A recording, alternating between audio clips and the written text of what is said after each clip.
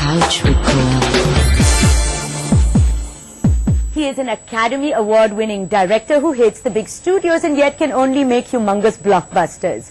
James Cameron seamlessly fuses the future of technology with the history of spirituality. He set a Titanic world record and then broke it with a new Avatar. Oscar or no Oscar, he is the biggest director in the world and he's on my couch. It doesn't get hotter than this. Jim, Mr. James Cameron, in other words, thank you very much for being on the couch with me today. It's my pleasure. Thank you. What does the word avatar mean to you? Because it is a Hindu word for us also. Of course. And of course we don't even pronounce it correctly in the West. How do you pronounce it? Well, I pronounce it avatar like everybody else does, but I believe it's pronounced more like avatar. Avatar, yeah. Yeah, okay.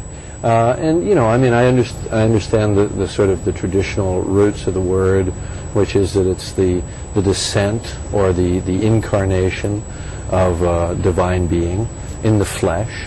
And of course that was the significance in the film, even though the characters are not divine beings, of course, but the idea that they take flesh in another body. And you know, avatar is a term that's now widely in use, as we all know, in cyberspace, Second Life, and things like that.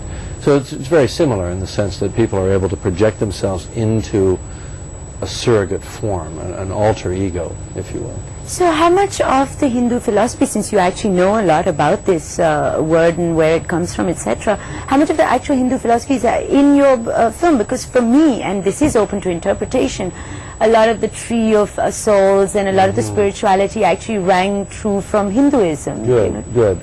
Well, you know, look, I'm not a practicing Hindu.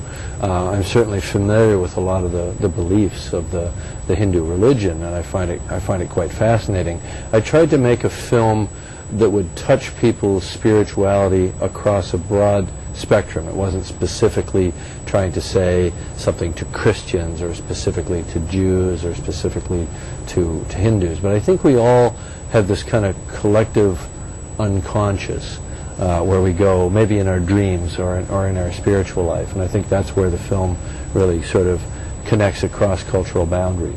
So it's definitely sort of open to self-interpretation. Yes, exactly. And everybody sees the film through their own lens of their life and their reality, and that's why I've had so many people come forward and say, oh, the things that are happening in that film are happening to my people here or there, especially in indigenous Brazil, groups. India, yes, exactly, yes, exactly. It's here in India, and you know, it's raised my consciousness a lot to find out about all these situations that are happening in the world where people say that's happening to us right now. Well, another little vignette of knowledge or whatever would be that Hinduism is actually one of the only religions that is non-dogmatic and is a self-interpreting religion for everyone. But that aside, and of course the blue skin yes, color. the whole you know, avatar of Vishnu and Krishna. Is that intentional or a happy accident for us? Well, look, I've always been fascinated by the entire Hindu pantheon. You know, all these amazing, you know, mythic beings and the color, the visual look. I'm an artist. I paint. I draw. I actually debated even having the characters have multiple limbs, but I thought that might be a little bit too specific, you know, and not as open. So it's definitely visually coming from one of those icons, yes, right? Absolutely. Okay. But you say you're an artist, you're also a scientist, and you're definitely an inventor because you are involved in every single department of filmmaking, from makeup to CG to short of like putting actors there, but these days you don't even need them. I mean, that's a whole other debate. That's actually a myth, you know, because what we do with the performance capture technique on Avatar is, and any I like the word you used, and not motion capture. Not motion, no. Performance capture technique, to be noted. Don't do motion, they do emotion, right? So we're going for total performance, total body, face performance, vocal performance. And it's really just as hard, if not harder, than acting for the camera in some ways, because you have to be very disciplined, because there's not much there around you. You're just kind of in an empty space. But you have to create in your imagination as an actor this whole world that's around you. But in some ways it's a much more pure acting art form than it is acting for camera. So how much harder is it for you as a director to then talk to an actor to create this space just in their mind? You're not helping them with any sort of sets and visual interpretation. When they probably see it on screen, they're like, that's what we were That's what we were imagining? doing, yeah, right. Well, you know, look, I think as long as actors have each other, then they're going to be emotionally present in the scene. And really, if you think about it, when you're on a set, and you've acted, obviously, for television, for films, when you're on a set, how much do you really get from the environment around you? It's a bunch of lights and a bunch of crew guys watching. So what do you really do? You tune all that out anyway, and you're really creating in your mind what the moment is. So this is the same thing. But think about it, because you've acted for camera, right? What do? You play the scene for the master shot. You play the scene again for the two shot. Then you play the scene again for your close-up. And you have to cry in the same spot. You have to hit the same emotional beats each time. It's a very artificial process. Well, we take away, with performance capture, all that artificiality. You act the scene once, and then later we do all the camera coverage. Now, when I say once, we may do it 5 times or 10 times, but each time is just an exploration of trying to find the performance. It's not about trying to match performance from one angle to the other. So how much of this world have you already created before getting the actor in your mind? Or actually, technically, how much of it already exists? 100%. 100%. Oh, Yeah, right. They have to fit in. Everything, no, it's not that. It's we design the world, we design the environments, the landscapes, and so on, and then we ask the actors to join us. And they can explore within that world. I mean, to a degree. You can't go too far away, or you sort of fall off the edge of our little CG world. And the beauty of it is, we can fold that set and take it off the stage in minutes and put up any other set from any other scene in the movie. So if we get an idea for a line, I mean, like Sam Worthington came to me and said, there's a scene, I didn't really like the way I played that line. Can I do it again? I said, right. We just set up that scene again. So it really is. You don't have the luxury of doing in a big budget film. Well, anyway, yeah. If you strike the set, it's gone. Yeah, it's gone too bad forever. if you suddenly had a moment of, an epiphany or something. This world that you've created, now this fascinates me. Is it, for me, it was a lot of sort of seeing things underwater. And I read that actually you are a very keen diver as well. Sure. So is that where it's coming from, or is it a lot of drugs? Not drugs, at least. I'm not going to admit to anything. Not since my college days, anyway. But I have. Because it is very trippy. I've spent 3,000 hours underwater. I was a teenager in the 60s, so there were a lot of black light posters around and so on, you know. I think the underwater is part of it. I think my love of nature in general is part of it. And I think, by the way, having great artists from all over the world all feeding into a kind of one big pool of imagination is where all these images come from. There's another thing about Avatar, the way you pronounce it, is that it's morally ambiguous. I'm sure you've heard about this as well, where it has critiques have said that it's a racist take on the white man being the savior of this world. I don't get that. And then of course there's the other argument that you are creating an alternative to a better world. Well, people from the right, attack it as being anti-corporate, which it is. That's not ambiguous for me. Being anti-military, I don't believe it is, because the main character, the heroes of the story, Jake Sully and Michelle Rodriguez's character, Trudy, are both military characters, and they're our heroes, so I don't consider it anti-military. Maybe anti the wrong use of military force, anti-bullying, maybe, anti-imperialist, which I think is fine. The one I really don't get at all is the racist one, because I don't understand how a celebration of indigenous peoples and the rights of indigenous peoples could be in any way racist. I mean, I understand the white messiah argument. Yes, that's the argument. I understand the argument, but I just don't think it's meaningful. I don't think people around the world are relating to the movie that way. So let's leave that just as the critics who thought that. Well, another very interesting article that I read in New Yorker some time ago was about Titanic, and it said how that movie worked so well on a world scale because it opened up people's heart chakras. I don't know if you're familiar with this. Certainly, with any movie, you try to reach people emotionally. I mean, that's my goal as a filmmaker. You go for the emotion. and you know, because we all have these universal experiences, no matter what culture we're from, no matter what language we're from. We all have families, we have loved ones, we fall in love, you know, we have children if we're lucky in life. So we have all these relationships, and they're the same all around the world. So when you tap into these things that are meaningful to people at a real, you know, deep level, then a film can be very powerful, and it can work in all language groups. And I think Titanic did that, and clearly Avatar is doing that as well. But Titanic was a lot more, to me personally, was a lot more about the story, and of course it had the most amazing effects, and it was a very large-scale film.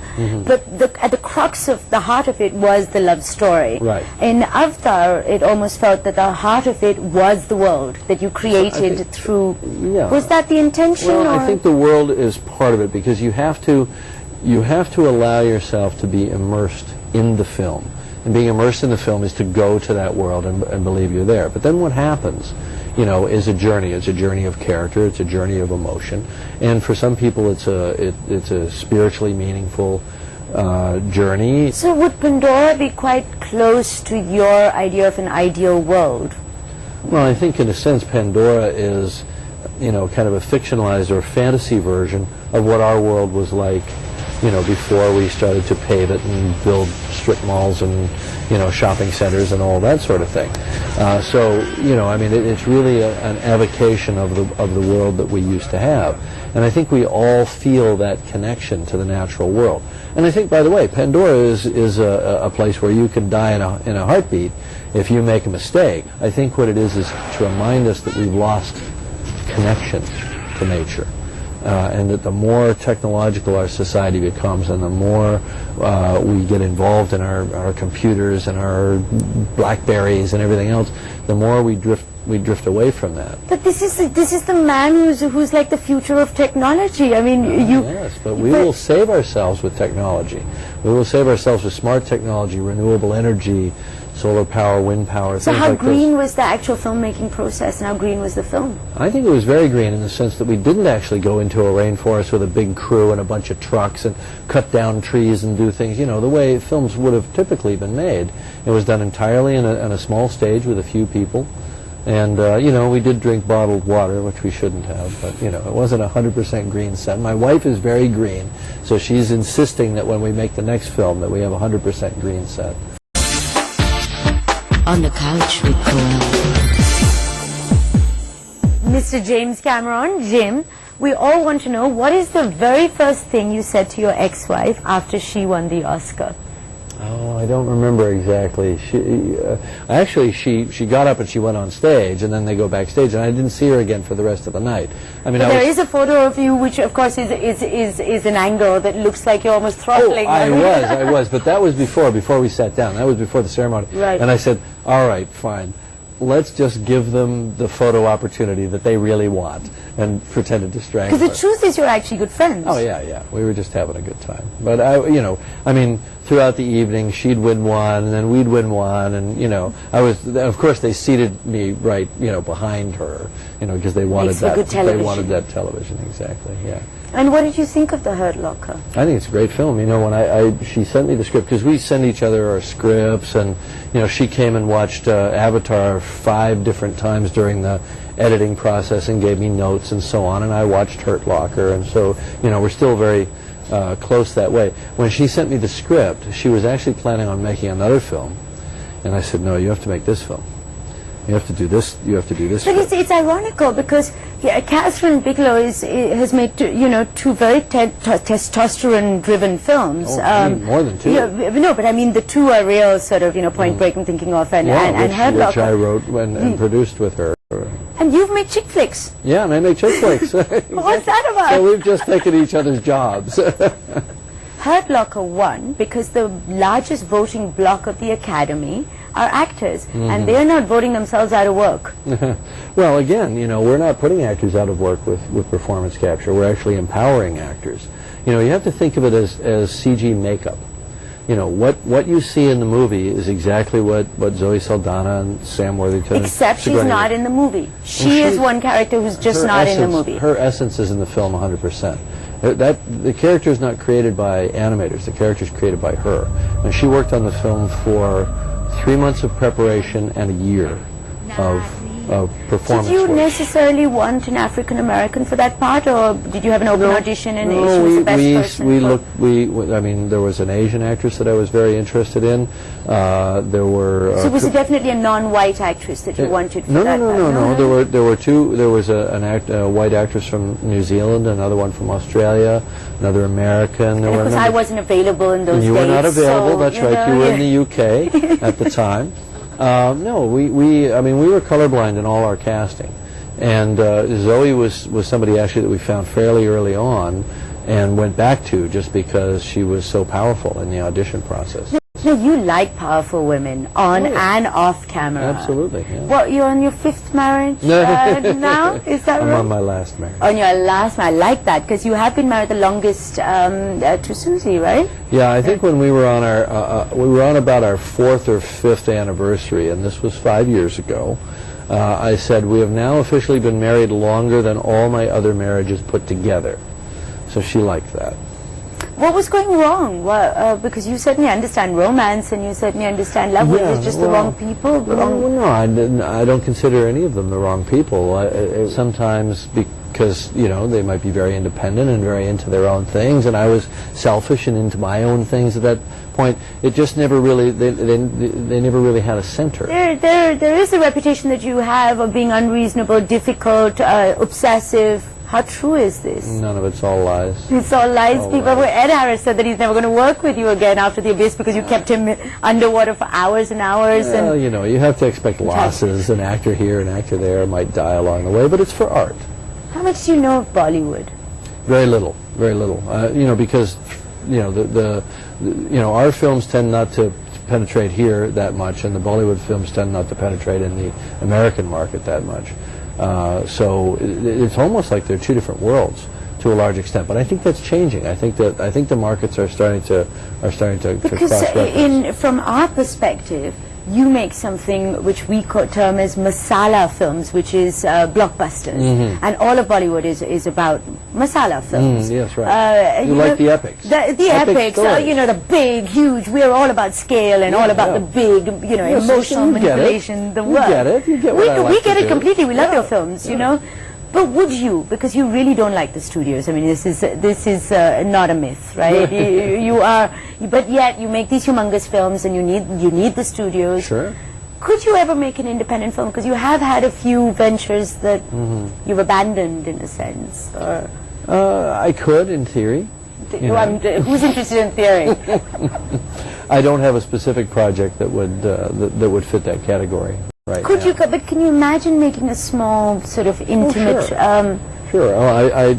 I made 4 documentary films in between Titanic and Underwater. Avatar. They were all small pictures, and the way I look at it is that within every one of my movies there are small-scaled scenes that are basically just 2 people in an emotional moment. So what is it? Is it a chicken and egg, especially with Avatar, where you think of an idea that has to be told with a certain sense of technology in 3D and CG, or you decide that you want to now make a 3D film with, future of technology in place, and then the idea comes. What comes first? Well, I think, first of all, the 3D is a separate subject from all the CG stuff and the performance capture. Because I could have done a performance capture film, I could have done a 3D film, happen to do both at the same time, right? But if you're... Well, it did take you 12 years, so... actually 4.5 years. 4.5 years of working acting. Because I was doing the documentaries before that. But the idea that I would never write something just to do a technique, so to speak. The story has to be an organic story. It has to be something I care about. And these, like I said, I was a teenager in the '60s. Had the Vietnam War. We had the start of the environmental movement. These things were important to me at that time, and I'm still working out those themes. In Avatar, even so now. They both sort of came together at the same time. You wanted to work in a certain kind of technology and develop certain technology. Right. Okay, we're going to play a little game now. Okay. House confession. Do not think. Okay, do not think. Just say whatever you want. India. Okay. Thinking. I'm thinking. See, I can't. India. For me, it's fantasy. Leonardo. DiCaprio. Leonardo DiCaprio. Yes. Friend. Kate Winslet. Friend. Shah Rukh Khan. Giant movie star. Oh, you know him? Oh, Yay. yeah, absolutely. How does it make you feel? This giant movie star, Shah Rukh Khan, has called us up to say, please get a T2 poster signed by you. I'm more than happy to sign it, if he'll sign a poster for me. Oh, what poster would you? You'd have to see one of his films. Yeah, well, my name is Khan. How about that? Amir Khan? He's the other big movie star. Are all the big movie stars in India named Khan? Is that That's just a big question. Is that a designation or Yes. a name? People change their names just so that they can become, come in that Exactly. category. Oscars. Glamour. Pandora. It was home for me for 4 years. Tree of Souls. Resurrection. Catherine Bigelow. Friend. War. Or I could have said genius. Genius. Well, there we go. Uh-huh. War. Horrible. 2020, the year 2020. Survival. Let's hope we're all still here.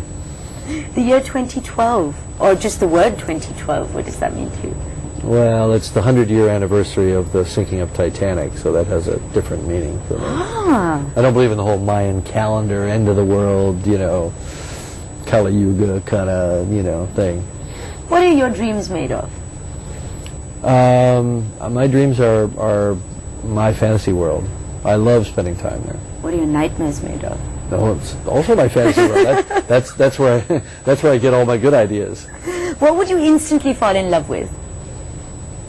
Oh, children. I love children. On what occasions do you lie? Lie? Never.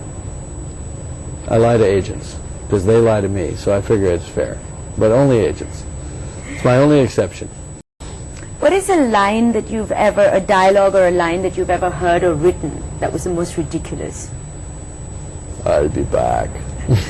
But it worked. What is your relationship with Mr. Schwarzenegger? Because you kind of changed him from being just the action hero to actually acting. Yeah. No, we're very close. We're very close. We ride motorcycles together and hang out. He likes to gossip. What do you gossip about? That's what I'd like to know. What do you think? Women. What is the most meaningful dialogue that you've ever read or written? Powerful? Powerful? Okay, Powerful. powerful. We could go with powerful. What is it? Cockpit conversation between two pilots who know they're going to die. It was a plane that actually flipped over upside down and crashed into the ocean, and they were all killed.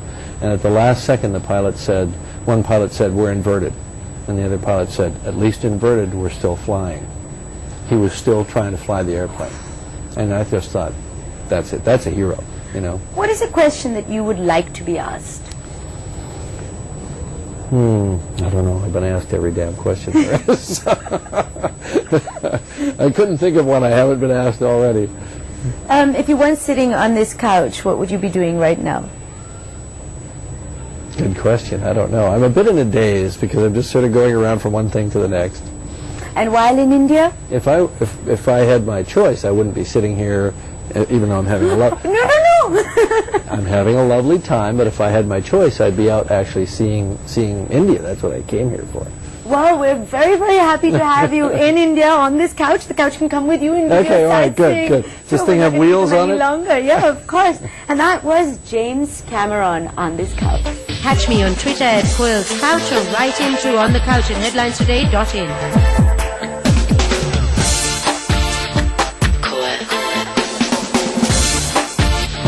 On the Couch with Koel.